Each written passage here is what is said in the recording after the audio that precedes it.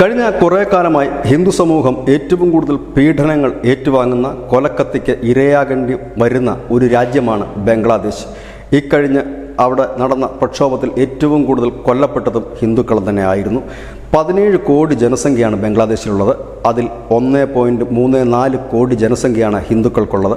ആ ഹിന്ദുക്കൾക്ക് നേരെ കൊലക്കത്തിയും ആ ഹിന്ദുക്കൾ നികുതി കൊടുക്കുന്ന അവസ്ഥയിലുമാണ് ഇന്ന് ബംഗ്ലാദേശിൽ. പലായനം ചെയ്യാൻ പോലും കഴിയാത്ത ഒരു ദുരവസ്ഥ.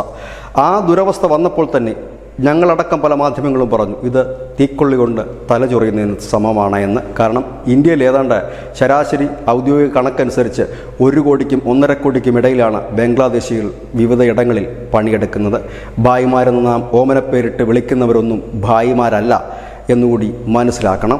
ഏതായാലും അത്രയും പേർ മഹാരാഷ്ട്രയിലും കേരളത്തിലും മണിപ്പൂരിലും വടക്കിഴക്കൻ സംസ്ഥാനങ്ങളിലും അടക്കം ഈ രാജ്യത്ത് പണിയെടുക്കുന്നുണ്ട്. അവരിൽ പലരും വലിയ മുതലാളിമാരാണ്, ബിസിനസ്സുകാരാണ്. അതുകൊണ്ട് തന്നെ അവിടെ അടിക്കുമ്പോൾ അതിൻ്റെ വികാരവും അതിൻ്റെ അലയൊലികളും ഈ രാജ്യത്തുണ്ടാകുമെന്ന് ഓർക്കേണ്ടതാണ്. കാരണം ഇത് പഴയ ഇന്ത്യയല്ല. ഇവിടെ ആ ഒരു തിരിച്ചടിക്ക് മുതിരുന്നത് ഒരുപക്ഷെ തദ്ദേശീയരായ ജനങ്ങളായിരിക്കാം, ഇല്ലെങ്കിൽ അതിൻ്റെ ആ ഒരു അലയൊലികൾ ഇല്ലെങ്കിൽ ആ വേദന ഏറ്റുവാങ്ങിയ ഒരു സമൂഹമായിരിക്കാം. അത് പറഞ്ഞ് നാവെടുത്തില്ല. ഇപ്പോൾ അസാമിൽ നിന്ന് വരുന്ന വാർത്തകൾ അത്തരത്തിലാണ്. അസാമിൽ ഇപ്പോൾ പോലീസ് പല ജില്ലകളിലും ഫ്ലാഗ് മാർച്ച് നടത്തിക്കൊണ്ടിരിക്കുന്നു. അവിടെ ഏത് സമയവും സംഘർഷഭരിതമായ അന്തരീക്ഷത്തിലൂടെയാണ് കടന്നു പോകുന്നത്. അതിന് നിദാനമായ സംഭവം കഴിഞ്ഞ കുറച്ച് ദിവസങ്ങൾക്ക് മുമ്പ് ആസാമിൽ 14 വയസ്സുള്ള ഒരു പെൺകുട്ടിയെ 30ഓളം പേർ ചേർന്ന് ക്രൂരമായി ബലാത്സംഗം ചെയ്തു. അതിലെ 30 പേരും ബംഗ്ലാദേശിൽ നിന്ന് കുടിയേറിയവരായിരുന്നു എന്നുള്ളതാണ് യാഥാർത്ഥ്യം. ഇതോടുകൂടി അവിടുത്തെ പ്രദേശവാസികൾ ഇളകി. അവരിളകുന്നതിന് മറ്റൊരു കാര്യം കൂടി ഉണ്ടായിരുന്നു.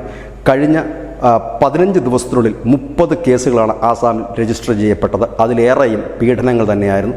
ആ പീഡനത്തിലെല്ലാം പ്രതികൾ, ഈ 30 കേസുകളിലെയും പ്രതികൾ ഈ ബംഗ്ലാദേശിൽ നിന്ന് കുടിയേറിയ വിഭാഗം തന്നെയായിരുന്നു. അതുകൊണ്ട് തന്നെയാണ് അവർക്കെതിരെ ഉറഞ്ഞുതുള്ളി ജനം പ്രതിഷേധവുമായി തെരുവിലിറങ്ങി.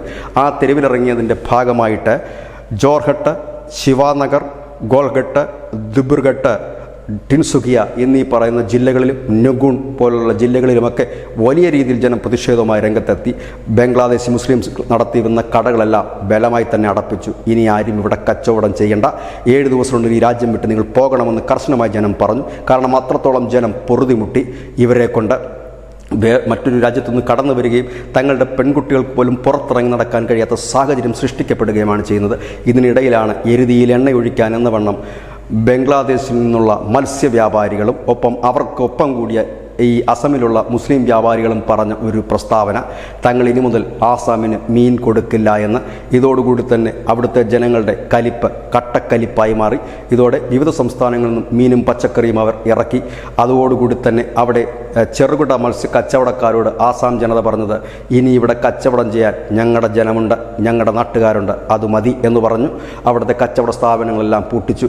അതായത് ഒരിടത്ത് കുടിയേറി അതിഥികളാവുക, ആതിഥേയരാകുക, പിന്നീട് അപകടകാരികളായി കൊലക്കത്തിയുമായി തെരുവിലിറങ്ങുന്ന ഒരു വിഭാഗം.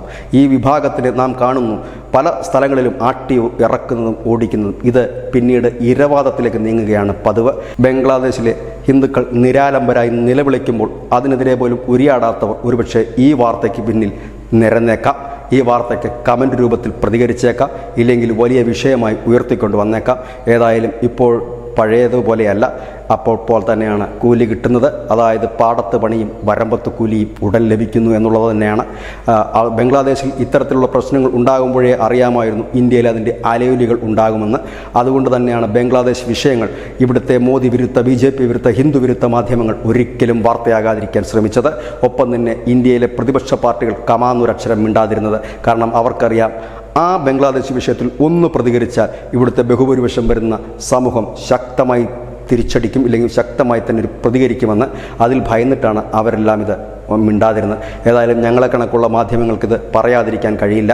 കാരണം ഈ രാജ്യവും ഈ രാജ്യത്തെ ജനങ്ങളും ഞങ്ങളെ സംബന്ധിച്ച് വളരെ വലുതാണ്. രാഷ്ട്രമുണ്ടെങ്കിലേ രാഷ്ട്രീയമുള്ളൂ, രാഷ്ട്രീയമുണ്ടെങ്കിലേ രാഷ്ട്രീയ പാർട്ടികളുള്ളൂ. അതുകൊണ്ട് തന്നെ ഞങ്ങൾക്ക് വലുത് ഞങ്ങളുടെ രാഷ്ട്രമാണ്. അവിടെ കടന്നു കയറിയവൻ ഇവിടെ താമസിക്കുന്നതിന് വിശാല മനസ്സുള്ളൊരു ജനതയാണിത്. അവനെല്ലാ സഹായവും ചെയ്തു കൊടുക്കും.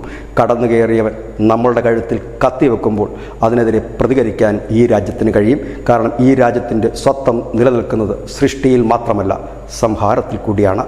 ഇതന്നെയാണ് ന്യൂസ് മലയാളത്തിൻ്റെ പോയിൻ്റ്. നന്ദി, നമസ്കാരം.